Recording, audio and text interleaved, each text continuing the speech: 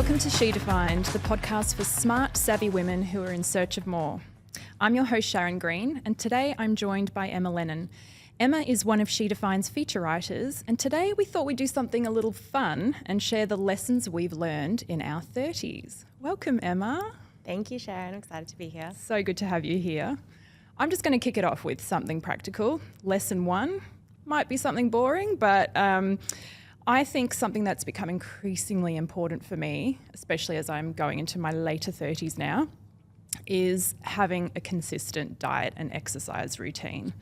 I felt like I could get away with it in my 20s if I sort of went off track a little bit, but I can't be so complacent anymore. Like, I've just got to be consistent and move my body several times a week, have good nutrition probably like 80% of the time. And I notice that if I don't, I just feel so much worse for it. What about you? Are you finding that as well? Oh my goodness, absolutely. Like, in my heart and in my brain, I've never felt better. I feel younger and more vibrant than ever, but my lower back and my digestive system hasn't got the memo. So I completely agree. Like, I just feel like it's this instant sort of consequence if I don't have enough fiber or enough protein or get enough sleep. I just can't bounce back the way I used to. Yeah, totally. It's definitely something you have to stay on top of. Yeah. Lesson number 2 for me, sometimes, or maybe a lot of the times, your elders don't always know best. And I think I've only really come to fully learn this in recent years. But it's not necessarily a bad thing, because I think it's taught me to trust my own instinct a lot more, trust my own gut feeling a lot more. And actually, I think we know a lot more for ourselves than we think we do.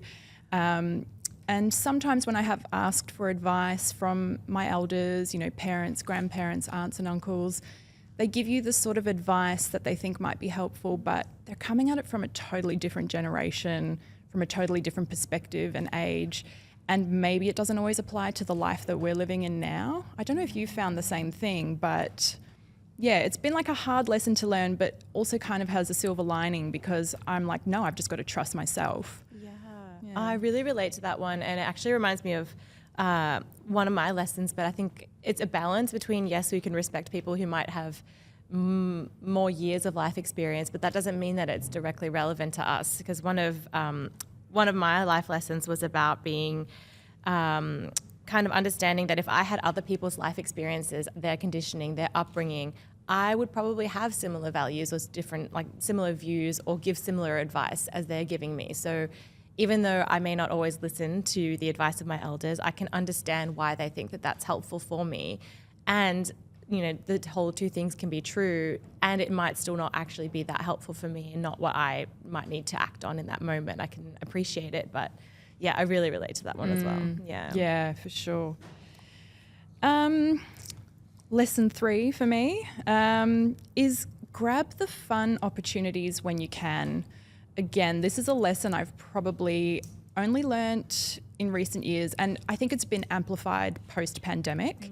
We went through those, especially here in Melbourne, where we had those extremely harsh lockdowns. We had probably a good 2 years where we didn't really have the opportunity to get out and have fun.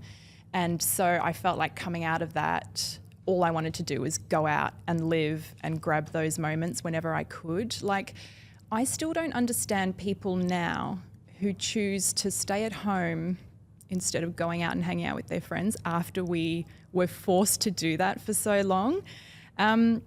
And another thing is, I'm finding the older that I get, the fewer invitations that are coming my way. And I guess people are just maybe socialising a lot less. And so when there is an opportunity to go out for a dinner or go out for a birthday or a wedding or, just something special, I'm like, yes, let's do it. I feel excited about it. And yeah, I just kind of feel like you've got to grab the fun moments when they present themselves, because yeah, there's so few and far between as we're getting older, or at least that's what I found personally. Yeah. Again, I just really, really relate. And I was one of those people, I think, prior to the pandemic, I wasn't as appreciative of those moments, and I was a bit more of a homebody. And I've been cured of that, I guess, through those few years at home. And I'm now more social than I've ever been. And I don't know how much of it is just being in my 30s, and maybe I've had more time to find my tribe of people whom like socializing with them is actually fun. I think in my 20s, I was more focused on being accepted by people rather than looking for the people that actually I wanted to spend time with. I don't think I actually questioned that. But yeah, seizing the fun moments is so important. And one of mine is actually like kind of like under that umbrella of wearing the fun outfit. I used to do this thing where I would buy this really cute outfit and be like, I have to save this for like the perfect event. And I think we don't know if that's going to come. I don't actually go to that many like galas or fashion events. So I'm trying to normalize like wearing a really cute outfit for brunch or coffee with my friends, or staying at home, like getting dressed up to stay at home. So yeah, I think fun is just so much more important than we give it credit for. Yeah, absolutely. I love that analogy with wear the damn outfit, wear the nice earrings, wear the jewelry, wear the shoes. I mean, yeah, if we save it for a special moment, that special moment may never come. Yeah. Would you say that that's one of your lessons? Definitely. Yeah. I didn't actually have it written down, but I think actually something similar is that pursuits that are purely just about fun and frivolity are not inherently less worthy than things that are really serious. I think that people often see that fun part of their lives is like something that you squeeze in your free time once you've hit your success milestones in your work or in your relationships or whatever. But I am currently in a phase of my life where fun is like the most important thing to me. I will sacrifice a good night's sleep to go out for a fun dinner or to go out salsa dancing or whatever it might be. It's just so important because you don't know when the next fun opportunity will come. Yeah, 100%. Did you have another lesson that you want to share with us? Yes. So I guess leading on to salsa dancing, anyone who knows me or talks to me for more than 5 minutes has to listen to me talk about dancing because I'm obsessed with it, and I'm not particularly good at it. And I think that that's one of my favorite things about it. Like, it doesn't have to be something that you're going to be able to make a career out of. But my lesson through rediscovering dance over the last year is that music and movement is just one of the best kinds of medicinal, like therapeutic things that I can do to shift my mood. There's days where I can't think my way out of a bad mood or something bad that's happened to me, but blasting some music and just like jumping around my room or going to a dance class, it just does something to move that energy out of my body. And it doesn't matter what I'm feeling like before I go into a class or go out with my friends. I feel completely transformed afterwards, and that's not something I've accessed through almost anything else. So it's just really powerful for me. I have loved watching that journey with you. And for anyone who reads our articles on She Defined, you may have seen Emma's brilliant piece on how dancing was something that she rediscovered in her adulthood, and it's just totally transformed your life, hasn't it? Completely. Yeah. In not only in like the joy that it brings me, but yeah, if you've read the article, you know, like the power of, another one of my lessons was actually like the power of being okay with doing things badly in public and not letting embarrassment or cringe hold you back. Like, actually nobody cares. The only feedback I've gotten is like, oh my gosh, you've inspired me to want to try to do something new, or if people don't care or think it's embarrassing, they're going to skip past it. And I just don't care enough to kind of censor myself for something that I love. And yeah, I don't know, it's just brought me so much joy, and it's so silly and so fun, and I just love it so much, and I've made so many great friends, so it's awesome. I think that's a really important lesson to learn at any point in life, is that just try something even if you're not good at it. I think we've become really obsessed with everything being so manicured and perfected, and especially in the age of Instagram where everything just looks perfect, and people are actually afraid to try something new now because they might not be good at it, or they might not be perfect at it on the first shot. But how could we expect that? That's an unreasonable thing to expect, to be good at something the first time you try it. Or maybe if it's something you haven't done in many years and you're going back to it and you have to relearn that skill. And also, I think there's just beauty and fun in trying something just for the sake of trying something new, whether you're good at it or not, because you might be terrible at something but really enjoy it. Yeah. And so why deny yourself the pleasure of that experience? Exactly. So yeah, I love that. So true. And I think, yeah, just figuring it out as you go along as well. Like, another thing I used to love doing was drawing, and now I've realized I haven't done it in a long time, because the whole point of it was to like actually figure it out along the way and make mistakes and create, you know, quote unquote bad art. And now it's like Instagram and social media, it does kind of discourage me a little bit, because all you see is like the most beautiful finished products, and you're like, well, I can't do it like that, so what's the point? Like, the point is doing it, enjoying it, being immersed in the experience, not maybe the validation you get from other people praising it online. And it's really easy to forget that, and I still do, but I try to remind myself. No, that's great. My next lesson is that sometimes I think the best thing you can do for the people around you is to just be there for them. And by that I mean show up to their party, attend the launch of their business, go to their birthday dinner, just show up. I've learned this lesson from both the perspective of being the person that shows up and also being the recipient of others who have showed up for me, and both feel great. I think there's no greater feeling than being supported. And imagine being able to give that gift to someone else that you know and care for. I just think it's such a simple thing to do, but we don't necessarily realise the value of just showing up. What do you think? I could not agree more, and I've definitely been guilty of not doing that in the past, and I think maybe some of the reasons that we don't. I mean, for me, I would sometimes be like, oh, I'm not in a really good mood, so if I can't show up as my best self, what's the point? Like, they'd probably rather me not be there at all. And I think that's quite a self-limiting, kind of like self-sabotaging belief that I no longer have, because whenever I've shared that with my friends, they've been like, I want you to show up as whoever you are today. Like, whatever you've got today is enough. And giving that support and showing up for people, I always feel better, even if I'm like not the life of the party that night. And as you said, on the flip side of it, I would never care if my friends show up and they're like a little bit more maybe low energy, or they're not feeling the best, because one, we usually make each other feel better, and two, it still means so much that they made that effort to show up for me. It is a really lovely feeling that I don't think any of us are immune to wanting to feel like we matter enough for people to make that effort. Yeah, for sure. My next lesson's a bit of a silly one, but I wanted to throw it in because, you know what, I think sometimes there are some silly lessons in life, but I think I've learnt that I'm never going to be good at doing winged eyeliner. I have tried numerous times. It never looks good. I can never get them to even up nicely. And you know what? I'm not that upset about it. Doesn't matter that I need to be good at winged eyeliner. I don't know. Do you wear eyeliner much? I do. And I don't want to rub it in, but you're good at it, let me think. It's probably the only makeup skill that I do have, and I think that's because maybe when I was in high school, it was very trendy to wear a lot of eyeliner, and it was the only thing I knew how to do. But that said, I don't know how to match my foundation. I don't know if I'm a warm or cool skin tone. I don't know how to do anything else. I've had the same hairstyle since I was 11 years old. So it is my one and only makeup flex, but I'm glad I'm not wearing it today because I don't want to rub it in more. But I think that you always look amazing, and reminds me of another one of my lessons is to actually compliment people. And I think it's really easy to forget, and I have made a lot of really nice connections just by complimenting people on their energy or their sense of humor, or sometimes their appearance, but I try not to always base it off of that, because the world is really full of negative feedback, and I think it's really easy to forget to actually say, that person is really nice to be around, or, again, back to dancing, that person has a really cool style when they dance. I really love watching them. And the first few times I felt so they're going to think I'm so weird to say this, but it's never been the case. I've always been like, oh my God, that's so nice to hear. And who doesn't love to receive a compliment? So I think compliment people. It's really nice to hear. It's really validating. Yeah, for sure.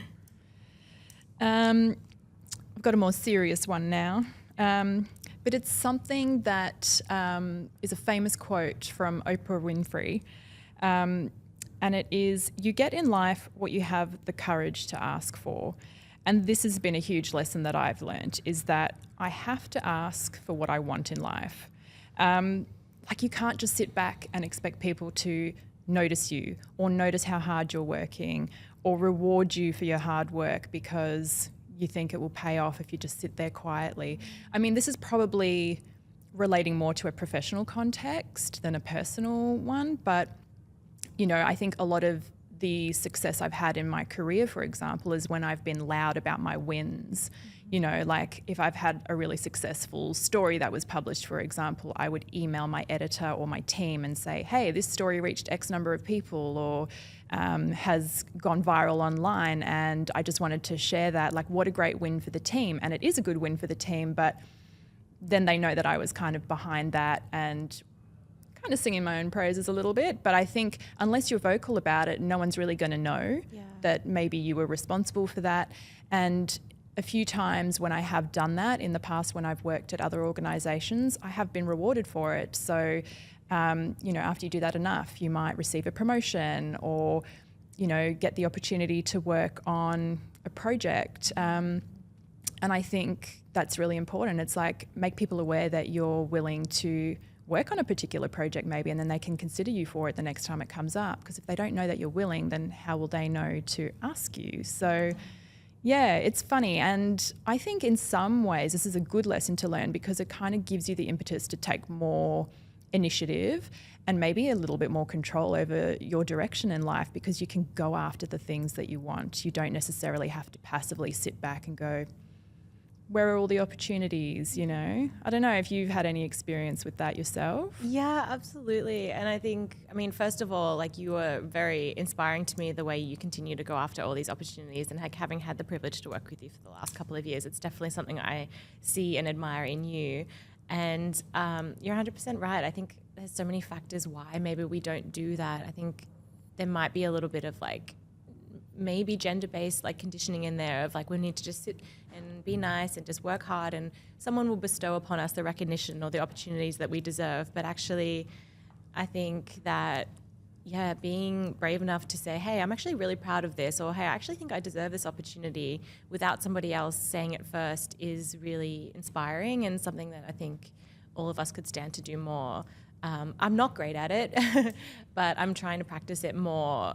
And for me, actually, it really also shows up in my relationships. I think that I can get a little bit maybe intimidated to express my needs in like a relational context, whether it be with friends or romantic relationships. And I do still think it's a bit rude that they can't read my mind, but I guess that's unrealistic. So I do try to speak up and ask for what I want. And it's almost always met positively. And if that person is capable of doing that, or giving you that opportunity, or giving you that chance, they usually say yes. And the worst they really can say is no. And learning to even get those rejections is another learning opportunity. So speaking up, yeah, it's almost always the right thing to do. It's hard. Yeah. And maybe as a counter to that point, my other lesson, or my next lesson, is it's also okay to quit something that no longer serves you. You know, if your response to something is simply, I no longer want this for myself, I think that's as good a reason as any to give up on something. You know, or stop something or change something. I'm not saying like don't just quit something after giving it a go for 5 minutes, like give something a shot. But if you've maybe been doing something consistently and you're like just not getting what you want out of it, it is okay to take a step back and go, do you know what, this is no longer serving me. And I mean, that could apply professionally, it could apply with friendships or relationships, or just any situation that you find yourself in, because I think life's too short to be throwing time and energy at something that just isn't bringing you like the feelings you want to get. And I'm not saying everything has to bring you joy, but you know, I think the ultimate goal is that we mostly want to be enjoying the time that we have here as much as we can. So why be putting yourself through doing a job you hate every day, or being around friends that don't make you feel good about yourself? Do you know what I mean? Exactly. Oh my gosh, it's so true. Like, we're not going to get an award at the end of our life for, you know, we suffered through the most of our life. Had someone say it to me once, they were reflecting on this exact thing. They were like, I feel like I'm just enduring my life. And what is the point of that? What is the point? There are so many avenues we might have a destination in mind or some kind of image that we want for our lives, but there are a lot of different avenues to get there. And we don't actually have to suffer every step along the way. And sometimes we might think that something is the right choice for us. It reminds me of one of the lessons that I had down, which is actually being wrong about something is great. It can be such a relief to know that it's totally fine to be wrong about something. So maybe you went after a professional opportunity or pursued a relationship and you thought it was going to be the right thing for you, and you realized, actually, no, I misjudged this situation. I personally, I think maybe other people too, used to have a lot of shame or resistance to admitting that, but it's actually a very liberating thing to be like, oh, I don't have all the answers. Thank goodness. Like, that's great, because now the pressure's off. I'm free to go out there and make, mistakes, and they're all such valuable learning opportunities. And of course, some mistakes have greater consequences than others, but being okay with being wrong is something that has made me just so much more relaxed. Like, I just don't have to get it right all the time, because I can actually change my mind. I think it's easy to forget that somehow. Yeah. 100%. I have this thing with my husband where if we're in the wrong, we just go, I fucked up. Mm-hmm. We own it. We kind of laugh it off, and then we move on. Yeah. And it's actually kind of liberating when you go, you know what, I got something wrong, but it's not the end of the world. Mm-hmm. Or we can find a way to fix it, or let's go for a plan B because plan A didn't work out. I think there's actually a lot of liberation in admitting that you're wrong sometimes, and I think feels far more better than trying to hang on to being right, which always just feels like grappling and gripping, and there's a lot of tension around like, I'm right, you know what I mean? Yeah. So I love that. That's a great lesson. Maybe like another good lesson to add on to that, we're up to number 13 already, is that patience can be helpful. And I think I'm learning about the true value of patience as I'm getting older, that I never really understood, say, in my 20s. I felt like in my 20s I was just rushing through, trying to get to the next thing and do the next thing. And, if it wasn't happening fast enough, stuff it.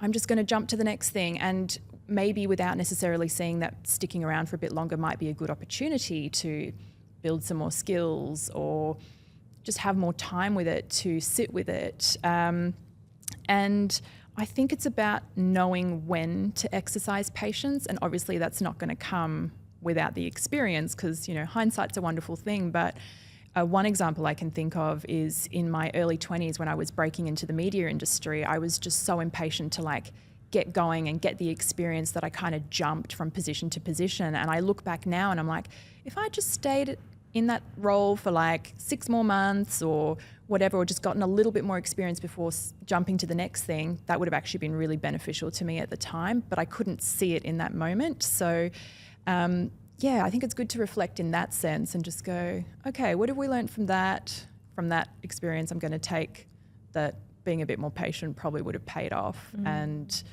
I think we get wrapped up in there's never enough time, or time's going to run out. And while that's true to some extent, seize the day, but I think there's also value in going, sometimes we can just take a bit more time and give ourselves the space to breathe in those moments. I don't know if you've had any experience with that. Absolutely. I don't think that I have the most naturally patient temperament, but I'm really, really trying to embrace that. And one of the things that I actually tell myself if I'm feeling quite anxious or heightened or feel like I have to race to a solution to fix something is I just tell myself literally, I have time. Because one, it just feels horrible to be in this place of feeling like time is slipping through your fingers. And two, I don't tend to make the best decisions when I'm feeling like, oh my gosh, I have to make a snap decision right now. So sure, you might move or you might change the situation, but are you going to change it for the better if you're actually panicking and you think that I'm running out of time? So I think patience is such a virtue. But you are right, there is that discernment of not becoming stagnant, but then also not feeling like you're constantly scrambling to get to the next thing, because that is exhausting in and of itself. And it does remind me of one other lesson that I had, which is that sometimes when I feel like, things aren't going correctly, or I'm becoming impatient with my situation, is that I have this tendency to overcorrect. So sort of swing the pendulum too far in the opposite direction. And it can apply in so many areas of my life, like my health or my hobbies or my friendships or work. I feel like there have been periods in my life where I was either just going so hard and then I would crash and burn out and need to do absolutely nothing for like a good chunk of time. And I'm realizing that more sustainable change that doesn't burn me out is about, it's kind of the same thing. It's having that patience to make small adjustments and actually give it enough time to see how that works for me. And because I feel like life is always about trying to find this balance, and it's really hard to figure it out, and it's different at different stages of your life. So I'm trying to not overcorrect in lots of different areas of my life and make these like just lower the bar for change, because it's so overwhelming and exhausting to go from doing so much to doing so little because you're so burnt out. So I think trying not to overcorrect and just constantly find balance and remembering and forgetting again, remembering again what that looks like for me is like a constant lesson. Yeah, that's a great one. Have you got another lesson for us? Yes. This one, I guess it's kind of like, I guess it's two. The first one that I try to remember is that our looks are the least interesting thing about us. I guess especially, being socialized as women for a huge chunk of my life, and I still struggle with it today.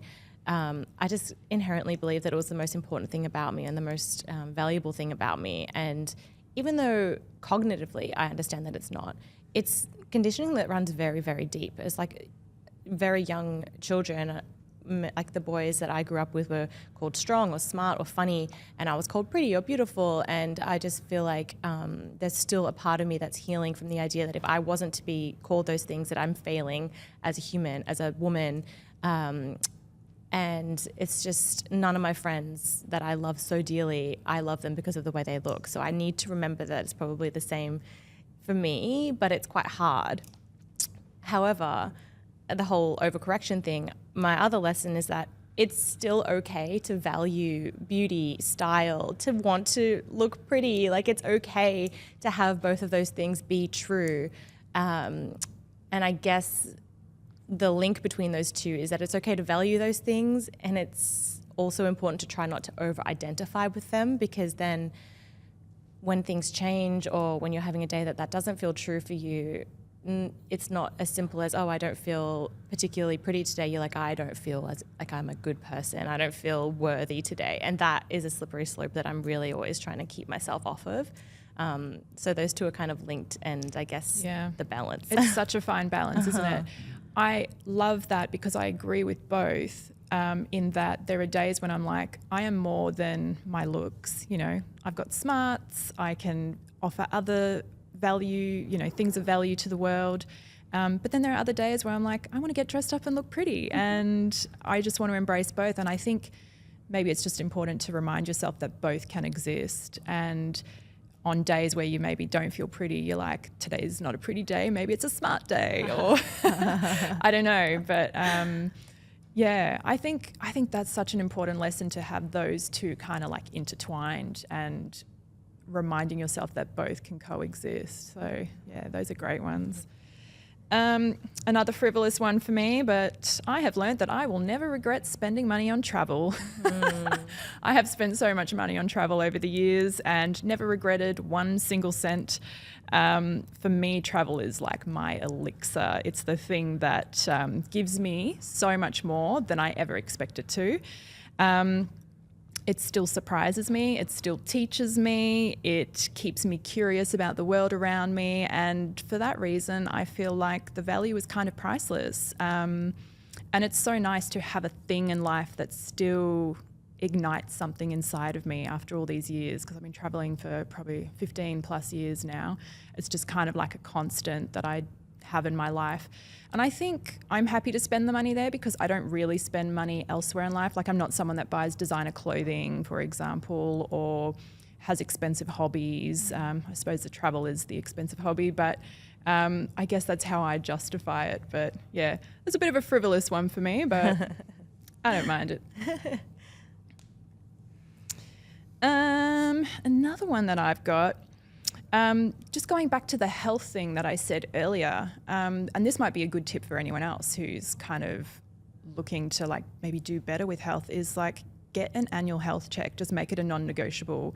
I got this really great tip from a nutritionist that I was consulting with, and she said to me, just book it in like once a year and just get your general health checks, get your bloods checked, do thyroid, hormones, like the whole bit, just once a year, just see where it's at, even if you're feeling good.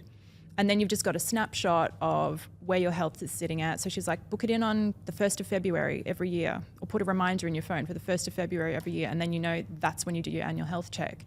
And having it kind of like a little bit regimented like that means you always commit to it and you always do it. And now I'm kind of just in the habit of getting my annual health checks and just making sure that everything's going well. And then obviously if you are in moments where you are feeling a bit low on energy or you're just not feeling yourself, go and get checked out as well. But I think if we don't have that kind of like constant reminder because we get complacent or life gets busy, then you can just sort of forget to check in, especially if health is something that you value, which I do.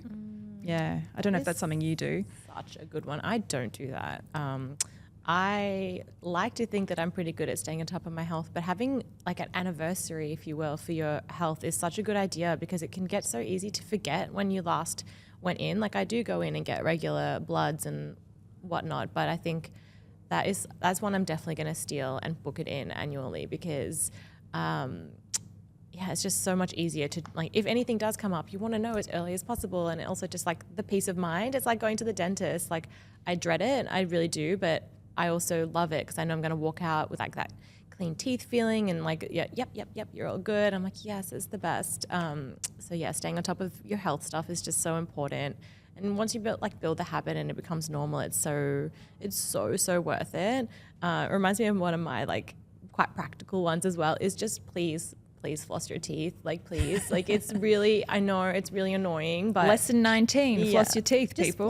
Just floss. Like, as soon as you're, and my hack, because I used to skip it because by the time I was ready to like brush my teeth and get ready for bed, I was really sleepy. And there was something about the sensory experience of like all that minty toothpaste and stuff that would kind of like wake me up, and I would get like grumpy and resentful that it was interrupting my just getting to like go straight to bed. So now, as soon as I've had like my dinner and I've like had like my snacks and I feel like, I don't think I'm going to eat anything else today, I'll just go to the bathroom, floss my teeth, brush my teeth, wash my face, get in my pajamas. So then when I'm sleepy from reading or whatever I'm doing, I can just go straight to bed. So just like kind of takes that barrier out of it. And that's what works for me. But just floss your teeth because dental work is very expensive and it's painful. So it is, yeah.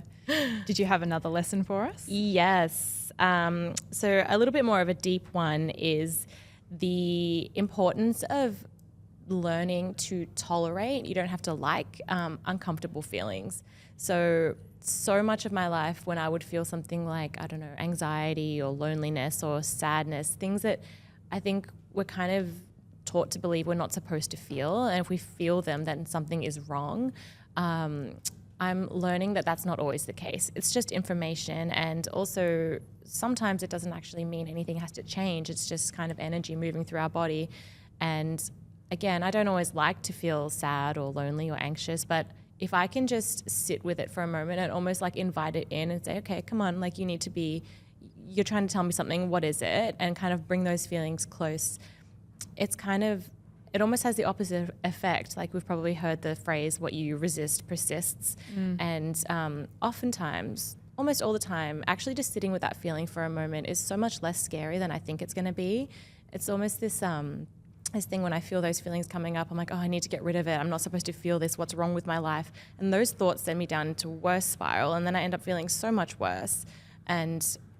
Or sometimes I'll use like a coping mechanism to try to get rid of those feelings, which ends up becoming more problematic and more detrimental to my life than a momentary feeling of sadness would in the first place. So it's not the most fun, but when I am in those moments, I'm like telling myself, I would like to be the type of person who can tolerate negative emotions. It's a great life skill, and it's really made me a more sort of regulated person and able to just see my life more clearly.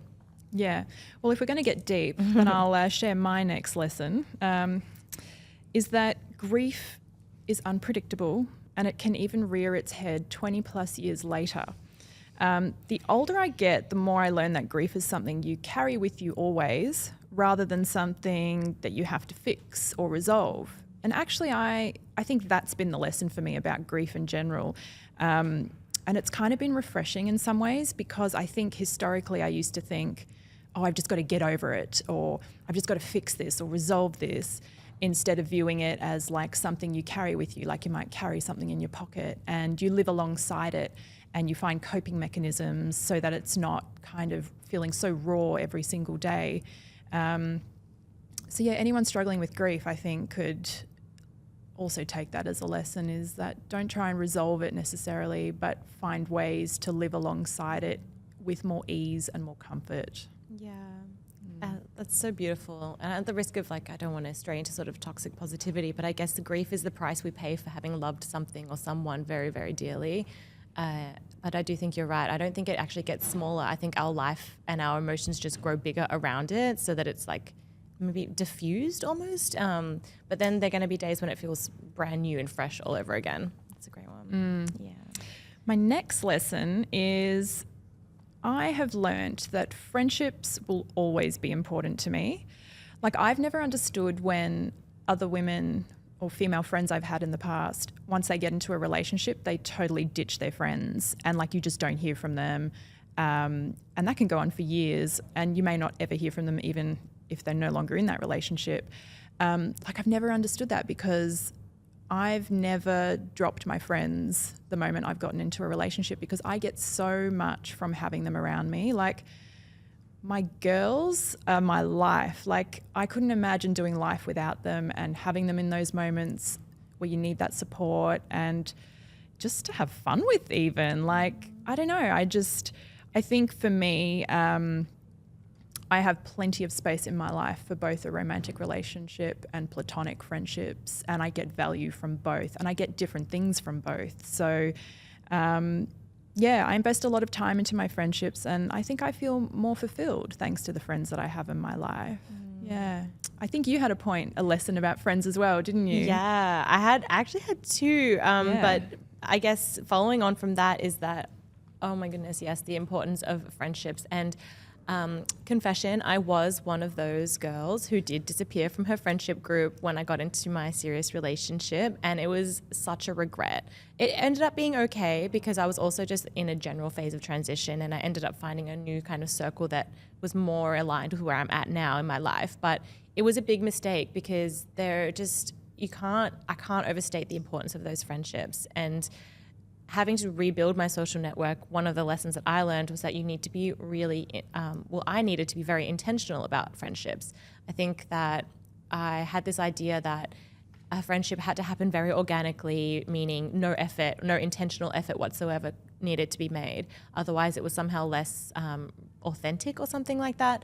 And now I really disagree with that. I've had to be quite brave and approach people that I found interesting and say, hey, do you want to get a coffee? Do you want to go hang out together?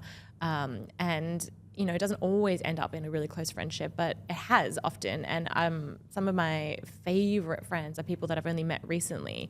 And that's a really amazing thing about them. And again, they're my life force. They're the people that make me feel really, really seen and accepted for who I am.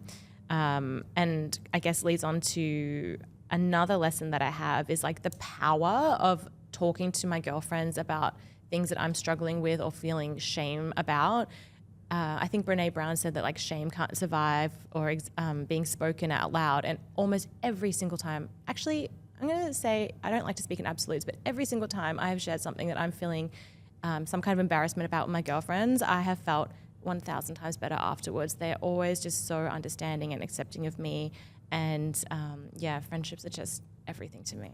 Yeah, 100%. I think if you're with people that you trust and feel safe around, that when you share those low moments, they should respond in that way and help you feel better. So that's so good. For me, my next lesson is, and this is something I only learnt and discovered for the first time last year, is that having a regulated nervous system is life-changing. And I don't think I really, really understood what having a calm nervous system looked like or felt like until last year. And, I felt calmer. I could think more clearly. I wasn't as reactive. I didn't feel irritated by everything. And best of all, I felt like I had the capacity to just focus on the things I wanted to focus on without kind of feeling clouded with all this other stuff going on. And So I have been working on this consistently since. It takes a lot of work. I'm not always in a calm, regulated state. I think it's impossible to be because you're going to have moments in life that elevate you. And but I think for me that lesson has taught me that being in that place or as getting close to that place as possible is just so beneficial. So it's really important to do things like make time to de-stress, and I do a lot of like somatic exercises now to just really calm and regulate my system so that I'm not falling off track too much to a point where I'm in that super, super heightened state of just like reeling and feeling reactive and irritated and whatnot. So yeah, that's been a big one for me and a recent one. So it's lovely to know you can keep learning as you're getting older. Absolutely. Yeah. Did you have another lesson for us? Yeah, absolutely. I really relate to that one as well.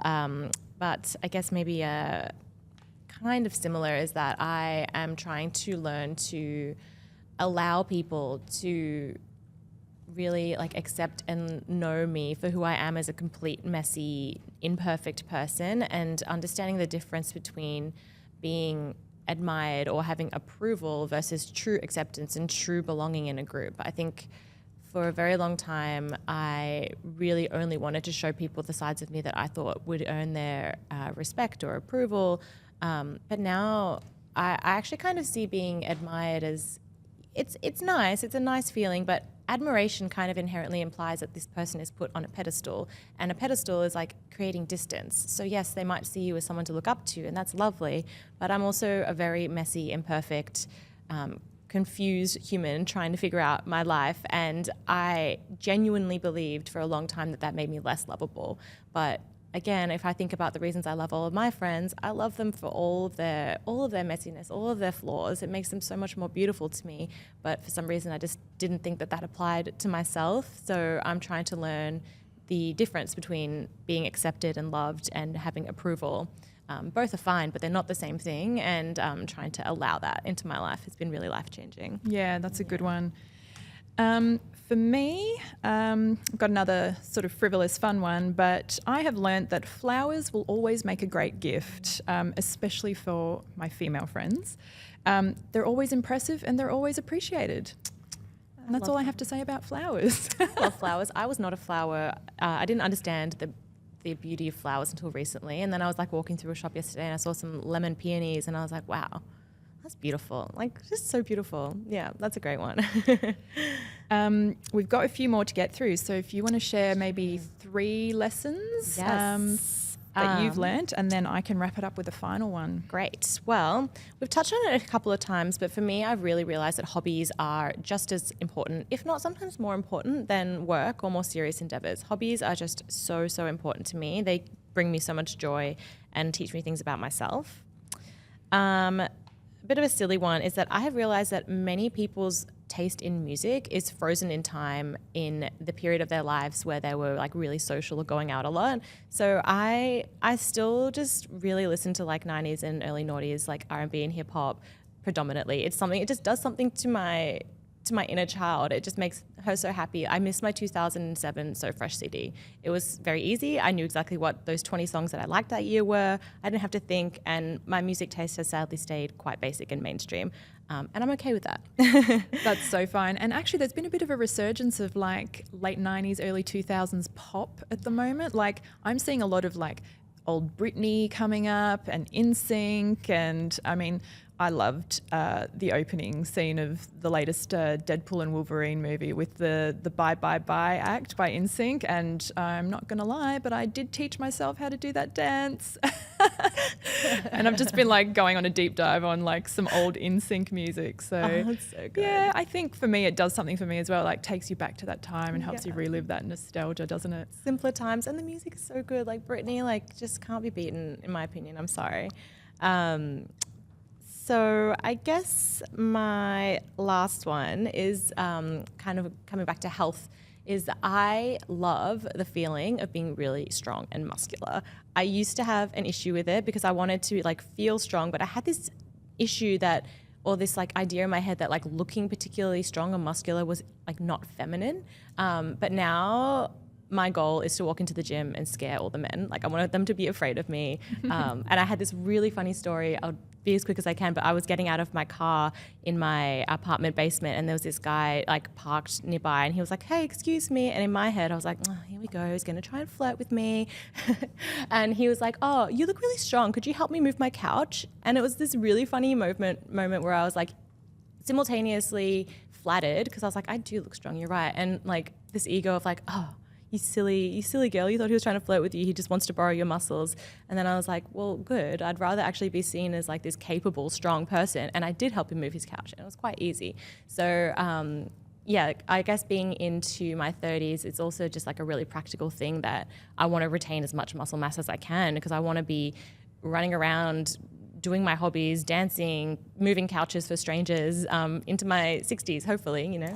Yeah. And actually maintaining that muscle strength is so important as we age, especially for women, because once we hit like perimenopause and then menopause, we lose a lot of our muscle mass. And so it's really important to keep at it and keep building it. Exactly. But no, I agree with you. I do a lot of like strength resistance training with like reformer Pilates and whatnot. And it makes everyday activities like carrying the groceries upstairs to my apartment easier because I can carry more because I've got the strength to do it. And yeah, I think it's something we really take for granted is strength. And yeah, that's a really good one. Yeah.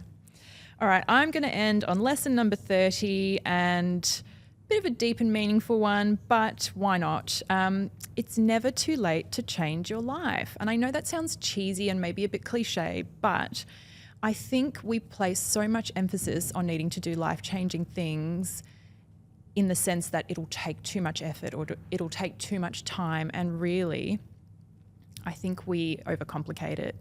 It really just starts with one small step. So if you want to learn that new skill, start this week. If you want to start investing or manage your money better, begin today. You can literally start today. If you want to eat healthier, cook yourself a good dinner tonight. Like, I think we can make all of these positive life changes with one small, simple step and just do it.